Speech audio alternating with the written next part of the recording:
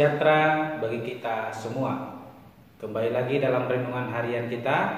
Mari Bapak Ibu kita bernyanyi, memuji Tuhan. Kita katakan, ku sanjung Kau di tempat tinggi. Ku sanjung Kau di tempat tinggi, sebab Engkau Imam besar agung. Ku sanjung Kau lebih dari yang lain, dan ku datang menyembahmu Tuhan. Ku sanjung Kau di tempat tinggi, sebab Engkau Imam besar agung. Ku sanjung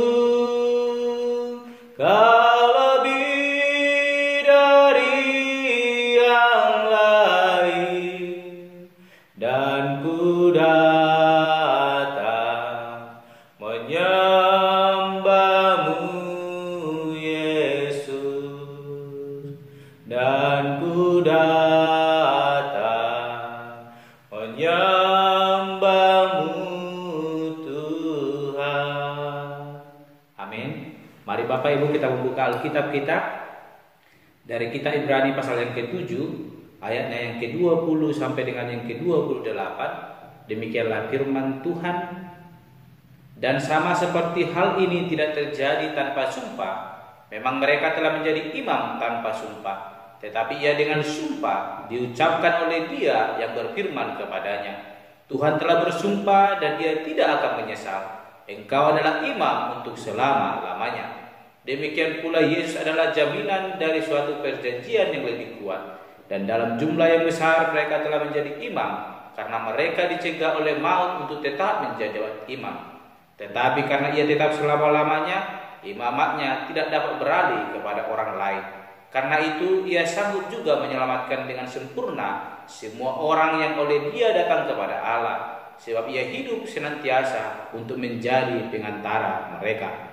Sebab imam besar yang demikian yang kita perlukan, yaitu yang saleh, tanpa salah, tanpa noda, yang terpisah dari orang-orang berdosa dan lebih tinggi daripada tingkat-tingkat surga, yang tidak seperti imam-imam besar lain yang setiap hari harus mempersembahkan korban untuk dosanya sendiri, dan sesudah itu barulah untuk dosa umatnya. Sebab hal itu telah dilakukannya satu kali untuk selama-lamanya, ketika ia mempersembahkan dirinya sendiri sebagai korban.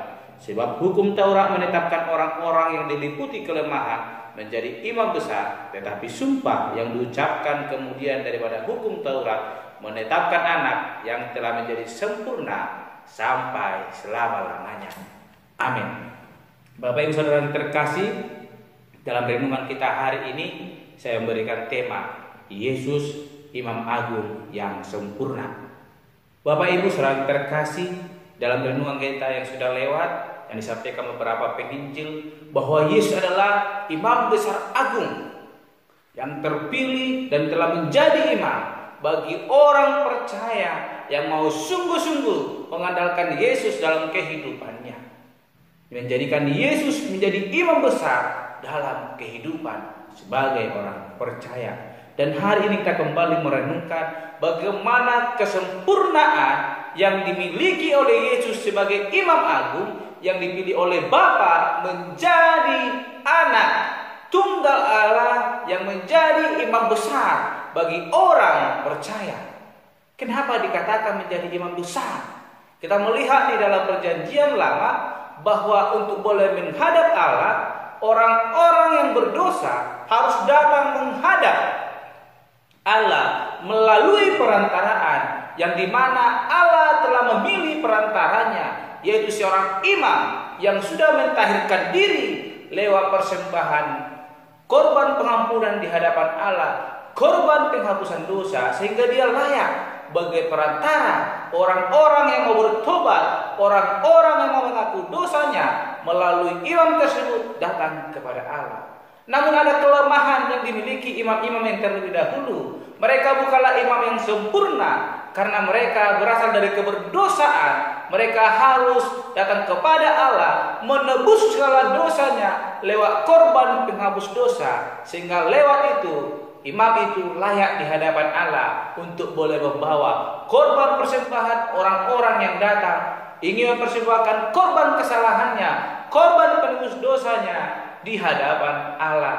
Dan imam itu juga ada keterbatasannya. Ketika maut menghampiri, ketika Allah kembali memanggil dia, dan jabatan imam itu tidak selamanya ada dalam hidupnya dan akan digantikan. Jikalau kita lihat dalam perjanjian lama bahwa anak dari imam itu akan menggantikan imam tersebut menjadi imam yang baru, yang akan menjadi perantara orang-orang yang ingin menyampaikan korban penghapus dosanya kepada Allah.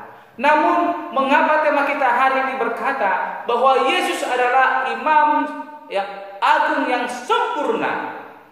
Firman Tuhan hari ini kita baca dalam kitab Ibrani menjelaskan bahwa Yesus adalah anak yang dipilih oleh Allah sebagai penebus dosa bagi setiap orang yang percaya, dan kematiannya di kayu salib itu sempurna sekali saja dan untuk selama-lamanya. Dan Yesus datang bukan karena keberdosaannya dihukum, namun karena kasihnya, karena kesalehannya, karena hatinya yang luar biasa mengasihi kita. Dia rela mengorbankan dirinya sekali mati untuk kita, menebus kita dari keberdosaan kita. Itulah yang membedakan imam yang daripada dahulu dengan Yesus Kristus sebagai imam agung yang sempurna. Bahwa imam dalam perjanjian lama itu ada keterbatasan. Maut akan memisahkan, akan mengambil kembali jabatan itu dan diberikan kepada generasi berikutnya. Namun Yesus sebagai imam agung, apa yang telah dia perbuat tidak ada satupun yang dapat menggeser itu, karena itu tetap untuk selamanya, kekal untuk selamanya. Kalau kita baca Bapak Ibu di ayatnya yang ke-22 dikatakan, demikian pula Yesus adalah jaminan dari suatu perjanjian yang lebih kuat. Ayat ke-23, dan dalam jumlah yang besar mereka telah menjadi imam karena mereka dicegah oleh maut untuk tetap menjabat imam. Bapak Ibu yang terkasih, maut telah membuat jabatan imam semakin banyak. Karena apa? Karena hidup itu sementara dan harus digantikan. Namun Yesus yang sebagai imam besar agung kekal untuk selama-lamanya. Ayat ke-26 demikian dikatakan, sebab imam besar yang demikianlah yang kita perlukan, yaitu yang saleh, tanpa salah, tanpa noda, yang terpisah dari orang-orang berdosa dan lebih tinggi daripada tingkat surga. Ayat ke-27, yang tidak seperti imam besar lain yang setiap hari harus mempersembahkan korban untuk dosanya sendiri, dan sesudah itu barulah untuk dosa umatnya, sebab hal itu telah dilakukannya satu kali untuk selama-lamanya ketika ia mempersembahkan dirinya sendiri sebagai korban. Inilah perbedaan dengan imam yang lama dengan Yesus Kristus. Imam yang lama harus mempersembahkan korban penghapus dosa sehingga dia layak menjadi imam. Sedangkan Yesus Kristus bukan datang dari keberdosaan, tapi karena kesalehannya, karena kasihnya, dia datang mengorbankan dirinya untuk menebus kita, menyelamatkan kita, memperdamaikan kita dengan Allah. Sehingga kita boleh merasakan kasihnya kembali, anugerahnya, penyertaannya, berkatnya melimpah dalam hidup kita. Ayat ke-28 dikatakan, sebab hukum Taurat menetapkan orang-orang yang diliputi kelemahan menjadi imam besar, tetapi sumpah yang diucapkan kemudian daripada hukum Taurat menetapkan anak yang telah menjadi sempurna sampai selama-lamanya. Imam yang terdahulu terpilih dari kelemahannya, namun Yesus terpilih karena kesempurnaannya menjadi penebus salah kita, penebus dosa kita, memperdamaikan kita. Sehingga Yesus dikatakan adalah imam agung yang sempurna.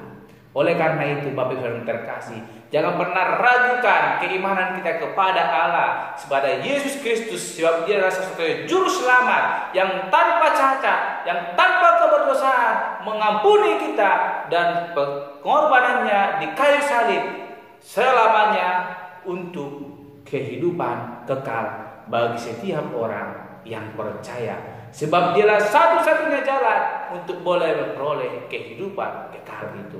Oleh karena itu, jadikan Yesus Kristus menjadi Imam Agung yang sempurna dalam hidup kita, yang akan menyempurnakan hidup kita sehingga layak di hadapan Allah, sehingga layak menerima berkat-berkat-Nya.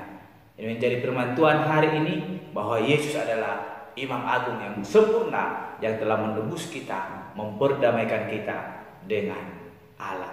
Amin. Mari kita berdoa.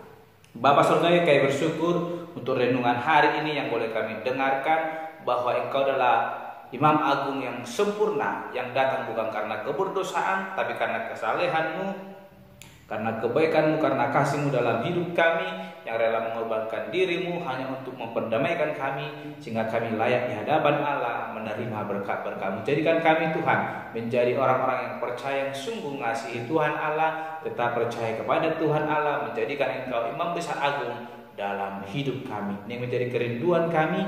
Di dalam Tuhan kami berdoa. Haleluya. Amin. Shalom Bapak Ibu. Tuhan Yesus memberkati.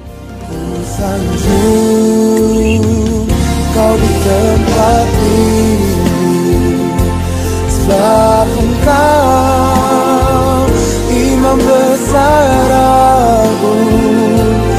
Ku sanjung kau lebih dari yang lain.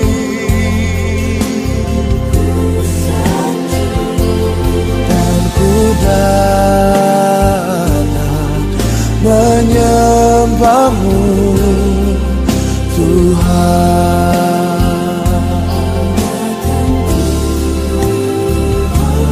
dan ku datang menyembah-Mu.